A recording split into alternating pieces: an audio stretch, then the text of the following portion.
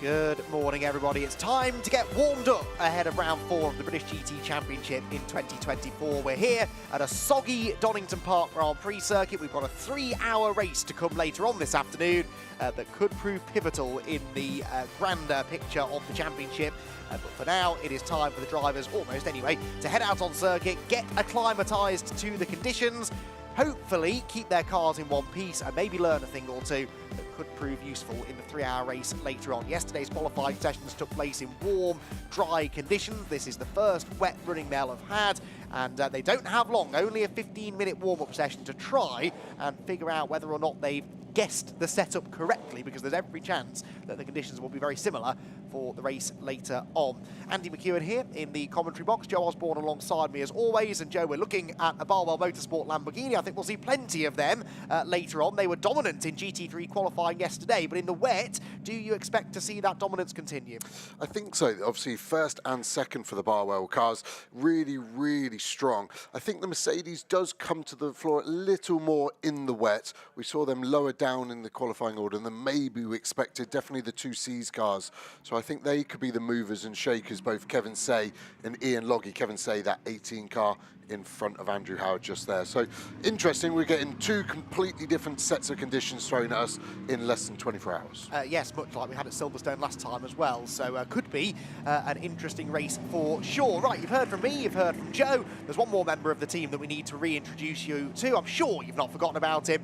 Bryn Lucas down in the pit lane. And Bryn, who have you got for us? Yeah, thanks very much. Morning, Andy. Morning, Joe. I've got Matt Nicol-Jones and Eric Evans here. So let's chat to Matt Nicol-Jones, because we're looking at that Academy car just leaving a few moments ago. I'm not sure if you had it on camera, but Matt, it's difficult for you guys because you're suddenly getting some performance out of the car in the dry, and then you woke up this morning and it's certainly not dry. Yeah, well, look, personally, I love the wet, so I like that. But yeah, yesterday was really encouraging actually, but this is a good circuit for the car. So, you know, in the dry, I think we would have had a really good race car as well. You know, a little bit gutted we missed out on pole, but, you know, another weekend we'll get that. But yeah, for the wet, I think we'll be okay. The little running that we have done in the wet with this car has been pretty encouraging actually, so we'll find out in a minute. How hard's it been for you guys? You know, it's a new car, you've got to learn it. You've been trying to dial it in as much as you can this season in such a relative short space of time as well, but it seems to be coming to you. But how hard has it been over this last few months to get this car dialed in? Yeah, look, it's like with any new car, you know, you've got to find the nuances with it, and for us, we've done a hell of a lot of running now. We're obviously doing European series as well as British. We've deliberately got the 4 same drivers so we can keep that consistency, same engineering team, everything. So we're quickly finding our feet with it. And actually, I feel like we've probably, you know, had a few things in the last couple of weeks that we found that have definitely helped us. So yeah, quietly confident, especially for this weekend on this circuit. Quietly confident, and well, you'll be in the car, I'm sure, at some point, Matt, but thanks very much and good luck today. Thank you very much. Cheers. Cheers, Bryn. Yeah, the Mustangs looking pretty quick yesterday. They overcame, we hope anyway, some sort of niggly little issue that they'd had in the free practice sessions to find some good pace in the dry. Joe, we've said this before about the Mustang. It shouldn't really work well in the wet, and yet always seems to go pretty well in the wet. So I think they're going to be a factor.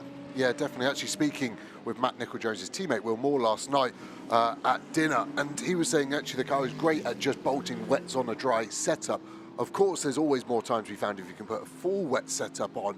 But I was kind of saying to Will, I think a lot of teams will actually use the warm-up this morning to just put wets on a dry setup and see where they're at, because that gives you the best window of performance. Because if it is going to be mixed conditions, whether in the race, you don't want a wet setup, because when you then, if you go to slicks, then you've got to gun your head that way. So if you can maybe have the attitude of I can survive in the wet with a dry setup with wet tyres. What's the dry setup? Well, there's an infinite amount of changes you can make on these cars these days, but predominantly the roll bars, the springs and the dampers. In the wet, because you're going slower, there's less energy, there's less grip, you need to soften those to allow the car to roll, manipulate its body weight.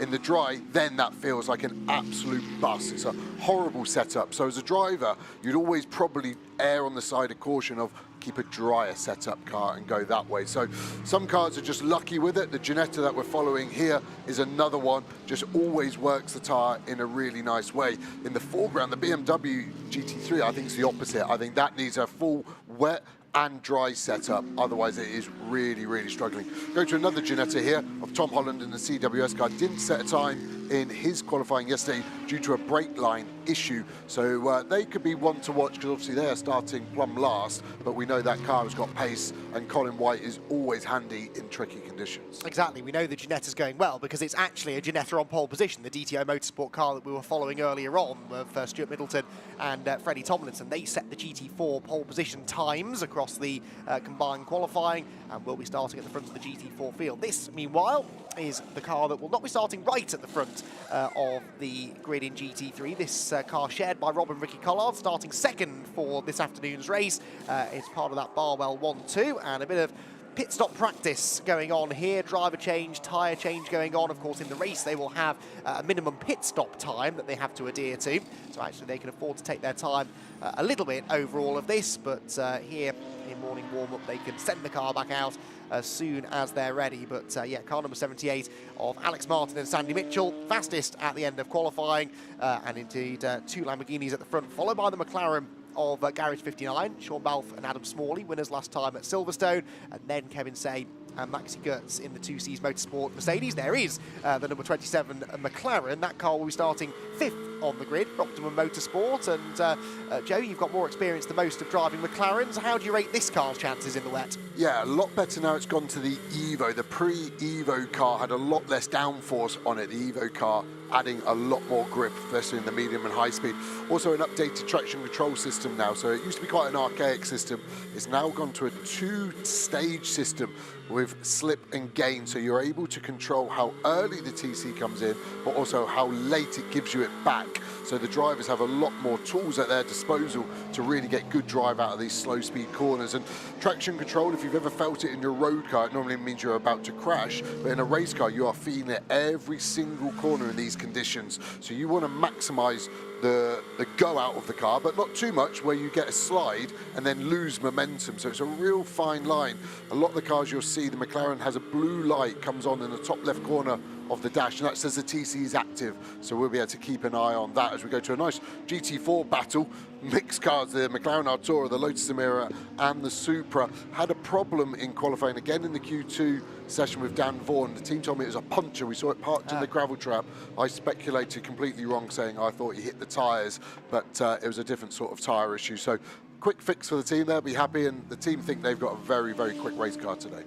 Yes, we have seen it go well at Donington before, haven't we, the Supra, and it bails for the pit lane, just as we're saying nice things about it. But yeah, that car will be starting further down than they'd like, but again, it's all about race pace, isn't it? Over the course of a 3-hour race, your signal lap pace, not as important as, for example, how well you look after the tyres and how you play that strategy. We saw at Silverstone last time out, actually, when we had an early safety car, lots of people came into the pit lane. That wasn't actually the thing to do, even though in the past we've seen that strategy work. I wonder whether teams will have looked back at Silverstone and thought, well, okay, that was the winning strategy there. We'll try and apply the same thing here at Donington. It's not quite that straightforward, is it? It really isn't. You're a genius with hindsight, and that's what happened in that strategy. And we actually saw the cars who weren't able to take the early pit stop because of their fuel consumption. The McLaren predominantly can't stop short, lucked into that late safety car when another McLaren of Mark Radcliffe had that rather big shunt.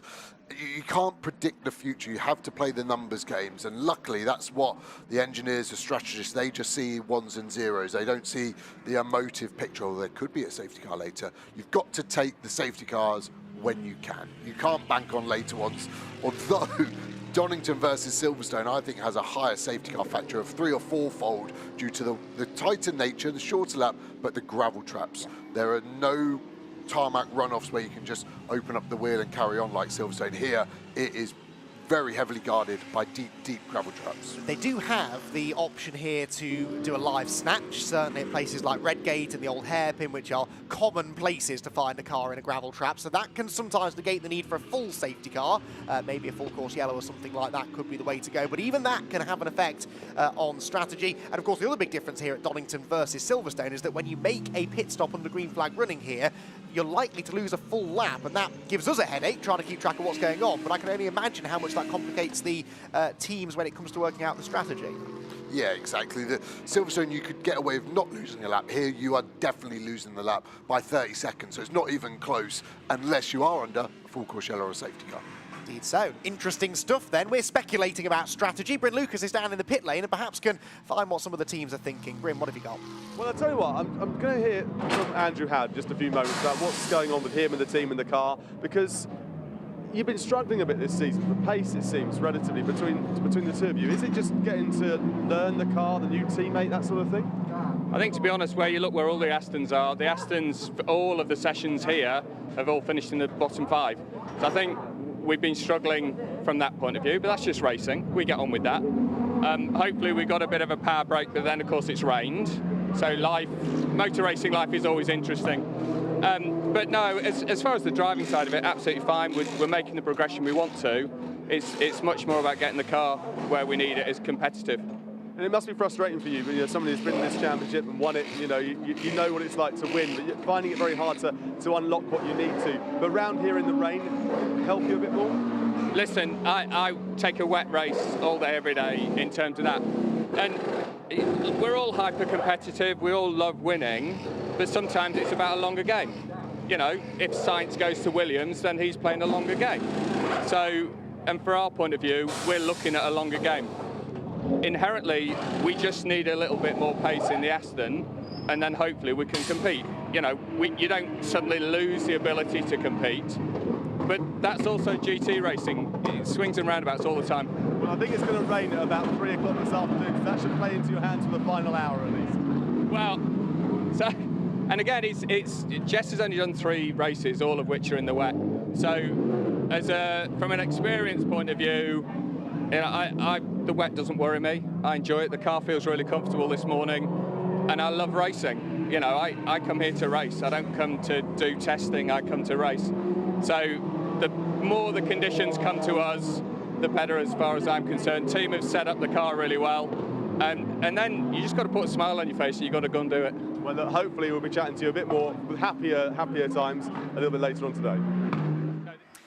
Thanks, Bryn. Interesting interview that, I thought, with Andrew Howard. You can normally rely on Andrew to be pretty candid, and he was there, although a little bit cryptic at the same time. There will be viewers at home, Joe, who tune into British GT periodically. Maybe they've followed the championship for a few years on and off, and they will remember, not that long ago, Aston Martin's winning races, winning championships, Andrew Howard winning races and winning championships, and they might now wonder, well, what's gone wrong? Why aren't the Aston Martins at the front? Explain.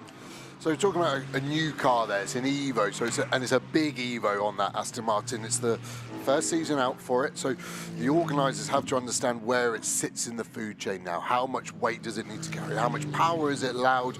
All of these intricacies, and because the margins are so small, another 10 horsepower for that Aston might make it way too fast. So they're just trying to work out what they need to give it to do the right pace, and that's what Andrew's alluding to by saying, well, look, all 3 Astons are at the back. It's not a beach steam problem here. And he is right in that regard, but also the teams have a big job getting on top of the new Evo. And again, the organisers will say, well, we're not going to give you a BOP break, a balanced performance break to make your car faster, because we think you can do a better job as a collective. The teams are still learning it. So it's a game of chess, and I've been involved very heavily, and you go, that's as fast as we can go, and you keep saying it for a few weeks, you get a bit more power, then you release something you were holding back, and you drive around in a circle and win really easily. So it is a really, really hard game. I have to say, Andrew's, I think, done perfect there with what he said and how he said it. He's staying calm. We've seen a very fiery man behind the visor from Andrew Howard in the past, but I think he is matured in a positive way, and he's probably looking at a long game here.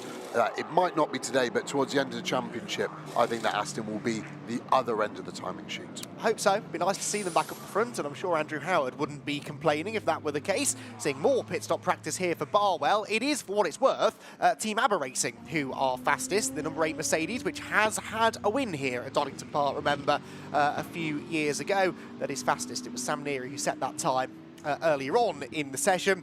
And car number 3 second quickest. We've had a moment, meanwhile, for a McLaren, we believe, down at the old hairpin, Joe. Oh, you can just see as he crossed back over to the left-hand side of the track, he crosses the dry racing line, which we've had 2 days of really glorious weather and running, and it's just so much slippery. You can see the car almost sort of skate across, touch the curb, which has got even less grip again, and he ran wide. Did well to collect that and not spin or go into the gravel trap, but carry on, go for another lap, and you've just got to keep getting your eye into those completely different conditions that you drove in qualifying yesterday afternoon. Callum Davis it was at the wheel of car number 95 then, having that moment, but no dramas, no damage done. That's good news. This is only a morning warm-up session after all. I know there are things that you can learn, but the last thing you want to do is be damaging the car. Now, car number 15 here, the Ram Racing BMW, John Ferguson and Raffaele Marciello. It is Ferguson at the wheel at this stage. We've seen John go pretty well here at Donington in the past as well, and the BMW will be taking the start from 7th place. They're the highest placed of the BMWs by quite some way. The Century number 14 car, only 11th on the grid. So if BMW are going to have a chance in the race later on, it may well come from this car. It would be nice, wouldn't it, to see Ferguson and Marciello getting a good result. A lot has been made of Raffaele coming into the championship. John, we know, is a very, very racy AM driver. And, you know, the right set of circumstances, I think they could be a contender, but it's all about the car that went so well here last year. Just in 2024, they're not quite getting the same performance from it. Yeah, and I feel sorry for John. He's made a big commitment from moving from Mercedes, a car that Ram had done so well with for so many years, and he bought the BMW so he could stay with Marciello. It was like, I love you, how do I keep you? Now you're leaving Mercedes as a factory driver and going to BMW. Raphael was like, well, buy BMW, mate, and he's done that.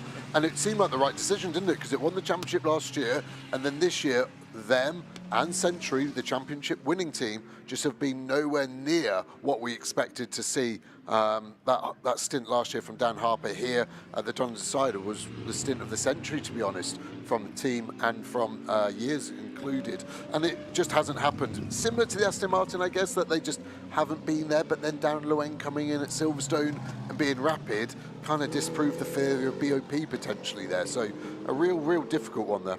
It is going to be interesting to see how they go on in the race later on. Maxi Gertz, meanwhile, sets the fastest time of the session in the blue Mercedes, just behind the number 32 Audi that makes its way through Redgate Corner. Sasha Kakad at the wheel of the Audi, but it is Maxi Gertz who was quickest. It's now Phil Keane who has gone fastest in car number 6. So perhaps as we expected, Joe, and you've just made my point for me, Mercedes at the top 4. I know it's only morning warm-up. I know there are teams who are probably keeping something back, but we did sort of expect to see the Mercedes near the front in the wet. Yeah, and we didn't expect to see the Mercedes so far back yesterday in qualifying. Like I said, start of warm-up, the Mercedes just loves these sort of conditions. Front engine just gives the driver more confidence, the weight over the front axle, the car's going to turn in. But then I say that, look at the BMWs, they're all the way back in 15th, 16th at the moment. And yes, sometimes people don't do it. What's Marciello going to do? Is he going to lift it all the way up? There we go, that front engine thing. But also Mitchell goes second. So I'm happy we're seeing there BMW, a Lambo, Mercedes, and then Gamble in 5th. So we've got 4 different manufacturers in the top 5 in different conditions to yesterday. So I think we're on for a good race. I suspect so. Donington tends to deliver, doesn't it, really? Whether it be the last round of the championship or not. This is the first of 2 visits to Donington this year. Neither of them, though, will be a Donington decider. We're heading to Brands Hatch for the final round of the championship this year. I don't know whether Tom Hornsby and his team have come up with a snappy name for the Brands Hatch finale. Any suggestions? Let us know in the comments, maybe. Brands Battle. That's not bad. That's not bad. I thought it was really good. Yeah. Okay, well, you've got a few more months. We'll work on that, Joe. We'll come up with something before the final round, but it's going to be an interesting final round, that on a very different kind of track. Yeah, we need to hatch a plan on that one, don't we? That's better. Okay. That's better. Now you're finding some form, Joe. Raffaele Marciello finding some form as well by setting the fastest time in a morning warm-up. The only driver in the 135s in the end of 35.837, 3/10 quicker than Sandy Mitchell at the end of the session. This car, that car that we just saw anyway, was briefly quickest earlier on as well. The number 3 Greystone Mercedes of Mike Price and Callum McLeod, but McLeod I don't think was out on track for much of the second half of the session when the conditions started getting better, because it's once again stopped raining. Dare I say it, it looks a little bit brighter out there, although there are still some grey clouds ominously looming in the distance, but for now, track conditions, in fact, that's the sun, is it, breaking through over the Donington pit lane, and it could be an afternoon a bit like that. The 3-hour race later on that kicks off at 1 o'clock, we could be talking about the ever-changing conditions, because when you get 38 cars out on the track, they will clear the surface water pretty rapidly. So, yeah, if these conditions keep on changing through the day, it's going to be a real battle and a really interesting race when we get going later on this afternoon. As you can see there, track conditions, or the weather conditions anyway, getting slightly nicer now. It's getting warmer, it's getting less wet, and lots more track running to be had as well before we get into the race that, as I said, starts at 1 o'clock this afternoon. So it is Ram Racing who are fastest in morning warm-up here at Donington Park. Barwell Motorsport continue their strong form. The number 78 car that will start from pole this afternoon was second quickest in the warm-up session. Then it was the pair of 2Cs Motorsport Mercedes and Optimum Motorsports number 27 McLaren, fifth on the grid, and they were fifth quickest in warm-up as well. Then another McLaren for Garage 59 was next, ahead of Team ABBA Racing, Donington winners a few years ago. They were seventh. Then it was Greystone GT, Garage 59, 77 car, and Paddock Motorsports McLaren to complete the top 10, whilst it was then the Audi of JNS Racing ahead of Race Labs McLaren, the Beach Dean Aston Martin of Jess Hawkins and Andrew Howard 13th, then Orange Racing by JMH and the second Barwell car, which spent more time in the pit lane on the track, Rob and Ricky Collard in the number 63 car that will start from the front row. Then it was Century, RJN, the pair of Blackthorn Astons, and Century's number 14 BMW, 20th fastest in the session. Then in GT4, it was the number 90 car fastest, and well, they just missed out on pole position yesterday at Optimum Motorsport, but they were quickest in the morning warm-up session. Jack Brown and Zach Meakin will start from the front row of GT4. Then it was Forsetti Motorsport and the Century BMW with Tom Holland and Colin White, CWS Ginetta, fourth, and then Charles Dawson and Seb Morris's Mercedes fifth. So yet again, 5 different GT4 brands filling out the top 5 places. The GT4 pole sitters, DTO Motorsport, kept their powder dry with a 6th fastest time ahead of Toyota Gazoo Racing UK and the number 29 Century Motorsport BMW. Paddock Motorsport were 9th, and Academy Motorsports number 61 Ford Mustang completing the top 10. Further back we had the Mahiki Racing Lotuses. They have had a balance of performance tweak since yesterday. A little bit more horsepower for the Lotuses, and they are going to be hoping that that will benefit them in the race, although in wet conditions it might have less of an effect. Well, we've been talking all about Barwell Motorsport so far this weekend. They topped qualifying yesterday. They topped morning warm-up as well. What will happen in the 3-hour race later on? Tune in to find out.